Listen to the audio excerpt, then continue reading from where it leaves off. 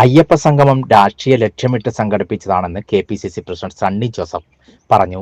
അയ്യപ്പ സംഗമം പൂർണ്ണ പരാജയമാണെന്ന് KPCC president Sunny Joseph സംഗമത്തിന് എത്തിയവരുടെ ദൃശ്യങ്ങൾ ഞങ്ങൾ പുറത്തുവിട്ടിട്ടുണ്ട്.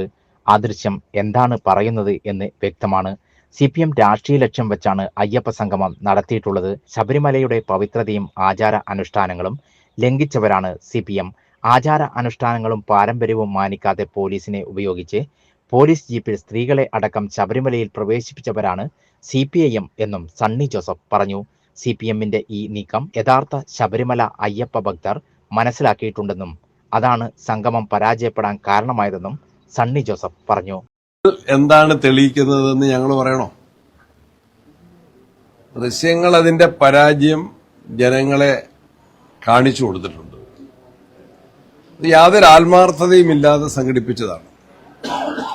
ശബരിമലയുടെ പവിത്രതയും അവിടുത്തെ ആചാര അനുഷ്ഠാനങ്ങളുടെ പാരമ്പര്യവും അതിനെയെല്ലാം ലംഘിക്കാനും നിഷേധിക്കാനുമാണ് ഗവൺമെന്റ് ശ്രമിച്ചിട്ടുള്ളത്.